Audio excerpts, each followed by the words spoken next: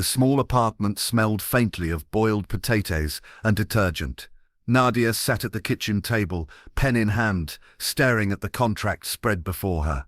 The agency's logo shimmered at the top of the page, bold and foreign. She traced the letters with her fingertip as if touching them would bring her closer to the life promised inside. Her mother washed dishes at the sink, sleeves rolled high. The clinking of plates was louder than usual, as though each sound carried disapproval. "It doesn't look right," she muttered without turning around. "Too many words you don't understand. Too much risk." Nadia bit her lip. "Mama, it's modeling. Real modeling. They said Dubai needs fresh faces. I could finally earn enough to help us move out of this place." Her mother turned, her hands wet and trembling. "Fresh faces or lost faces? I've heard stories." The words lingered heavy in the air. Nadia forced herself to smile, though her chest ached. She imagined herself in glossy magazines, walking through marbled lobbies, never again counting coins before the market. She wanted that life more than she feared the unknown. Outside, the night pressed against the window. The street lamp flickered, casting shadows across the peeling wallpaper. Nadia glanced around the cramped room. The sagging sofa, the chipped cabinets, her father's faded photographs still framed on the shelf. She couldn't spend forever in these walls. She picked up the pen. Her hand shook at first, then steadied as she signed her name in flowing ink. Nadia Ivanova. Each letter felt like a key unlocking the door she had been waiting for. Her mother let out a sharp breath. "You've chosen. Just don't forget who warned you." Nadia rose from the table, folding the papers carefully into the envelope the recruiter had left. "I won't forget," she whispered. Days later, she stood at the bus station with a single suitcase. The recruiter, a tall man with polished shoes and a tight smile, handed her a ticket, direct flight. Everything arranged.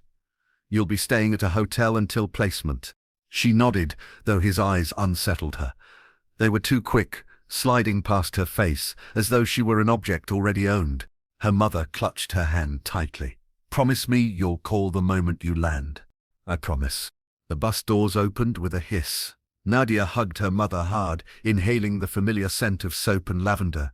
She wanted to freeze the moment, but knew she couldn't. As the bus carried her away, the city blurred into neon and stone.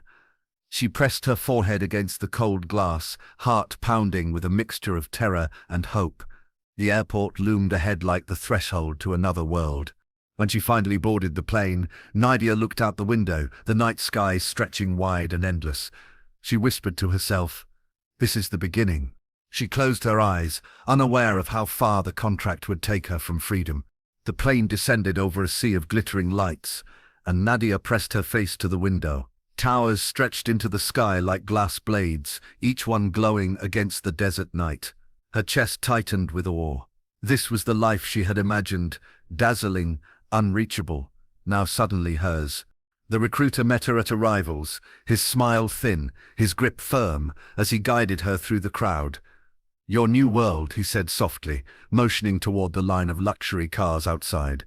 The heat hit her like a wave, thick and dry, but the black limousine waiting at the curb swept her quickly inside. Leather seats, tinted windows, a chilled bottle of water placed delicately in the console. Nadia touched everything as though to confirm it was real. Her handler sat opposite her, typing on a sleek phone. "You'll have orientation tomorrow," he said, without looking up. "Until then, stay in the hotel. No wandering. Do you understand?" She hesitated. "Yes." The car sped through wide boulevards, neon lights reflecting against glass walls. Billboards showed women in gowns, dripping diamonds, their smiles carved into perfection. Nadia pictured herself among them, her own face shining in the desert night. The hotel lobby shimmered with gold trim and chandeliers, the size of small cars. She clutched her suitcase tightly as the handler checked her in. A porter whisked her belongings away, leaving her with nothing but the weight of his instructions. "Wake-up call at 7. Do not be late." Her room overlooked the marina. From the balcony she watched yachts drift like floating palaces, their lights glittering across the water.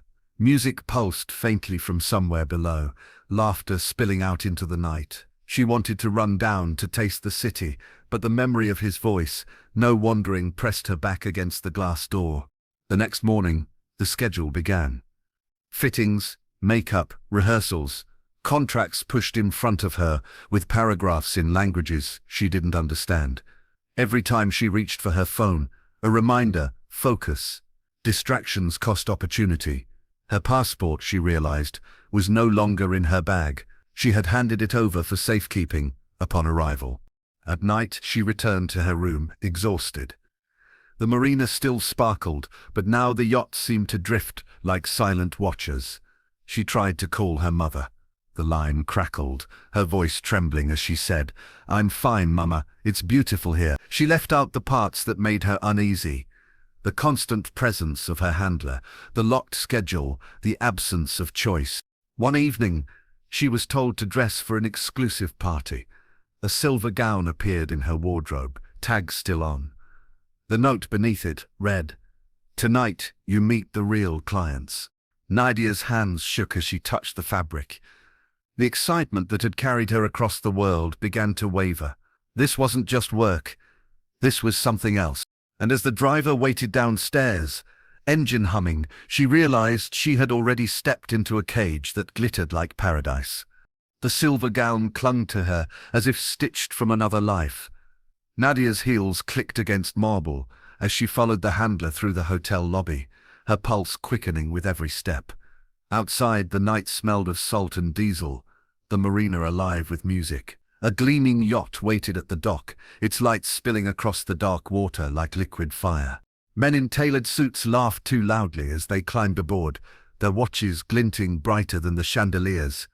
Women sparkled in gowns, their faces painted with forced delight. Nadia hesitated at the edge of the pier until the handler's hand pressed firmly against her back. "Smile," he murmured. On deck, champagne flowed endlessly. A violinist played near the bow, the sound thin and eerie against the waves. Nadia held a glass she didn't want, eyes darting from stranger to stranger. One man approached, his accent thick with wealth. "New, aren't you?" His gaze traveled her body with entitlement. She forced a nod. "Yes, just arrived." His grin widened. "Fresh faces keep the night interesting." The words slid over her like oil. She excused herself, slipping toward the railing. The sea stretched wide and black, promising freedom she couldn't touch. A soft voice startled her. "You shouldn't stand alone." Nadia turned. A girl no older than 20 leaned against the railing, her sequined dress hanging loosely from tired shoulders. She introduced herself as Alina, her smile faint, her eyes hollow. "You're with the agency too?" Nadia asked. Alina laughed bitterly. "Agency? That's what they call it. But you'll learn soon. Modeling is just the curtain. Behind it." She stopped as the handler passed nearby, his eyes sharp as knives. She dropped her voice. "Don't ask too many questions. Don't refuse anything. That's how you survive." Gone. Nadia's breath caught. "Survive?" Alina's hand brushed hers quickly. A fleeting comfort. "Keep your head down. Trust me." A waiter appeared with a tray, and the conversation ended. Nadia forced herself back into the crowd, laughter crashing around her like a storm. She played her part, glass in hand, smile etched painfully onto her lips. Later, when the guests retreated into private rooms below deck, the truth became clearer. Girls guided by handlers disappeared behind doors, emerging hours later with blank eyes and stiff walks. Nadia tried to slip away, but her handler's grip caught her wrist. "Your turn," he whispered. Panic surged. I'm not ready." His smile didn't reach his eyes. "Readiness isn't in the contract. Obedience is." The words chilled her. She obeyed, because Alina's warning echoed louder than the music. Resistance meant consequences she wasn't ready to face. By the time dawn stained the horizon, the yacht returned to the marina. Nadia stepped onto the pier, her body heavy, her mind fractured. The silver gown still shimmered, but it felt like chains dragging behind her. Alina walked ahead, her posture hunched, her silence louder than screams. Nadia wanted to ask if escape was possible, but the handler's shadow loomed too close. She clutched her phone that night, dialing home with trembling fingers. Her mother's voice cracked through the line, warm and concerned. "Are you well, Nadia?" She swallowed, staring at her reflection in the hotel mirror. Her lips moved around a lie. "Yes, Mama. Everything is fine." But in the silence after the call ended, she realized her voice no longer sounded like her own. The days blurred into one another. Each morning, a carefully scripted performance. Nadia woke to the hotel phone ringing, her handler's voice dictating the schedule before she could draw a breath. Fittings, rehearsals, private dinners, always arranged, never chosen. One evening, instead of a party with many men, she was taken to a penthouse suite. The elevator opened into a world of polished marble and velvet drapes, the skyline glittering beyond floor-to-ceiling glass. A single man waited inside, his presence filling the room more than the space itself. He was older, his hair silvered, his cufflinks heavy with gold. "Nadia," he said, as though tasting her name. "I've heard much about you." Her handler stepped back, bowing slightly. "Mr. Karim prefers discretion. You belong to his circle now." The words lodged deep inside her. "Belong." She forced a polite smile, though her pulse thundered. Mr. Karim studied her in silence before gesturing toward the table where wine and fruit gleamed under soft lights. For hours, he spoke casually of art collections, business deals, yachts anchored in Monaco. He never asked about her dreams, never her past. When she tried to steer the conversation, his eyes hardened, reminding her who held power. Later, he pressed a velvet box into her hands. Inside lay a diamond necklace, cold and heavy. "Wear this whenever you're summoned," he said. "It means you're mine." Her throat tightened around the words she wanted to release, but silence proved safer. Nights in the penthouse followed the same rhythm. Luxury wrapped around control. Security guards lingered in hallways. Drivers waited at entrances. Cameras traced every step. Her world was gilded, but every corner whispered captivity. Back in the hotel, she called her mother again, clutching the phone as if it were a lifeline. "It's beautiful here," she whispered, her voice thin. "They treat me well." But her mother paused. "Your voice, you sound different. Are you truly happy, Nadia?" She bit her lip until it bled. "Yes, Mama. Don't worry." When the line disconnected, she sat motionless, staring at the necklace around her throat. Its brilliance mocked her reflection. The next week, she noticed Alina was gone, her room stripped, her belongings vanished. When Nadia asked the receptionist, the woman looked away quickly. The silence screamed louder than any answer. Fear crept deeper with every passing hour. She began to dream of locked doors, of invisible chains binding her wrists. In daylight, she smiled when told, posed when commanded, obeyed when summoned. But inside, something fractured, a crack widening with each lie she told her mother. One night, standing on the balcony, Nadia pressed her hands against the glass, staring at the city glittering below. It looked alive, free, untouchable. She whispered to the wind, "I want out." But behind her, the phone rang sharply, the handler's voice cold and certain. "Tomorrow you owe Mr. Karim your full loyalty. Don't make mistakes." Her cage, she realized, was no longer golden. It was velvet, soft enough to disguise the chains tightening around her. The next morning began with silence. No phone call, no schedule. Nadia woke in her hotel bed staring at the ceiling, a strange emptiness pressing down on her chest. The velvet necklace lay on the nightstand, a glittering reminder of Mr. Karim's claim. She had worn it last night while serving wine to his guests, her smile stiff as porcelain. A knock at the door startled her. The handler entered without waiting, his eyes flat. "Pack a bag. Mr. Karim wants you at the villa tonight." "I'm tired," she said before she could stop herself. His hand paused mid-air, then lowered. "Tired doesn't matter. Debt is not repaid with sleep." The words sliced through her. Debt. They always called it that now. Fees for flights, clothes, training stacked until freedom became impossible. Later, she caught a glimpse of Alina's fate. In the corridor outside the hotel kitchen, two staff whispered, their voices low. "They sent her back," one said, "or worse." She tried to run. Nadia froze behind a column, her heart pounding. Alina's warnings echoed. "Don't ask too many questions. Don't refuse anything. Now she was gone, vanished like smoke. By evening, the villa glowed like a mirage at the edge of the desert. Candlelight flickered across pools of water and marble statues. Inside, Mr. Kareem's guests gathered, their laughter thick with power. Nadia stood at the edge of the room, feeling her body separate from her mind. One of the men reached for her wrist. "Dance for us," he said, his voice lazy, entitled. She shook her head faintly. "I'm not."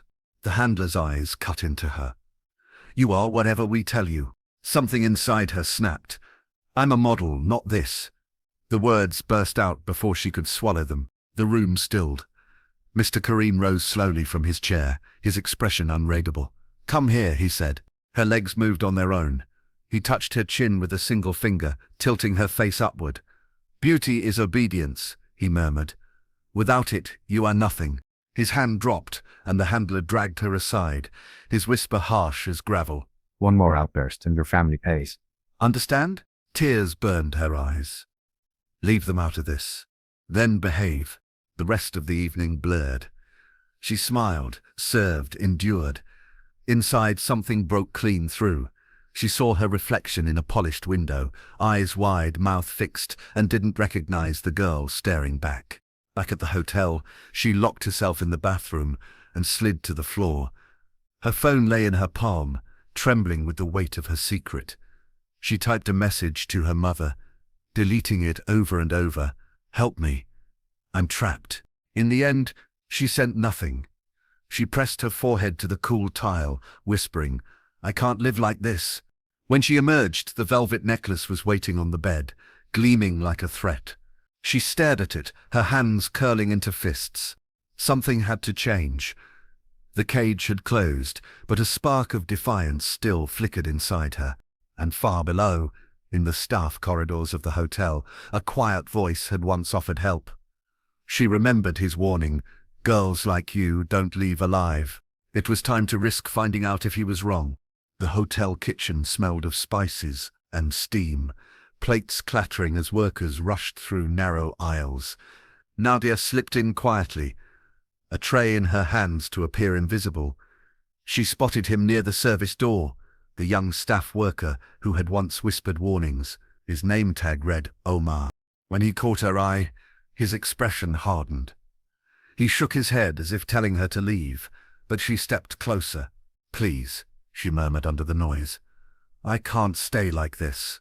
He dried his hands on a cloth, glancing around before answering. "If they see us talking, you'll vanish, like the others." Her throat tightened. "Then let me vanish my own way." For a moment he said nothing. Then he slipped a folded paper into her palm. "Numbers. Safe people. But you didn't get them from me." Nadia hid the paper in her shoe, her pulse racing. That night in her room, she unfolded it carefully, a number scrawled in shaky ink. A single word beneath: trust. She stared at it until the lines blurred. Days passed, each one tightening the noose. Mr. Kareem summoned her more often, his tone less indulgent, more possessive. The handler's eyes followed her constantly, even when she poured tea or answered the phone. Nadia felt the paper burn against her skin like a secret too loud to keep. One evening, she locked herself in the bathroom, hands trembling as she dialed the number. The ring barely lasted before a woman's voice answered in accented English. "Who is this?" "My name is Nadia," she whispered. I can't talk long. I need help." A pause. Then, "Do you want out?" Her voice cracked. "Yes." The woman spoke quickly. "Meet at the airport service gate, 2 nights from now. Midnight. Come alone. Bring nothing that ties you to them." Nadia's breath caught. "How will I get past security?" "Trust Omar. He knows the way." The line went dead. She pressed the phone to her chest, shaking. For the first time since signing that contract, hope felt real enough to hurt. The following nights dragged like centuries. Every knock at the door made her jump. Every phone call from her handler felt like a noose tightening. She rehearsed lies for her mother's calls, but her voice cracked more each time. On the second night, she dressed in plain clothes, borrowed from a maid's cart, the diamond necklace locked in the drawer where she hoped it would stay forgotten. She slipped through service corridors where the lights flickered, every step echoing with dread. Omar was waiting by the back entrance, his eyes sharp, his voice low. No turning back after this. I know, she whispered. Together they stepped into the shadows outside, the city humming like a restless giant. The airport wasn't far, but every streetlight felt like an eye watching. Nadia clutched her coat tighter. Freedom was so close she could almost taste it. Yet deep inside she knew the night could end in one of two ways, escape or silence. The road to the airport shimmered under streetlights, each glow a warning. Omar led quickly, his shoulders tense, eyes darting at every car that passed. Nadia followed, clutching the edges of her coat as though fabric alone could hide her. They reached the service gate just before midnight. A chain-link fence rose tall, topped with coils of razor wire. Beyond it, airplanes gleamed under floodlights, their engines growling like beasts ready to flee.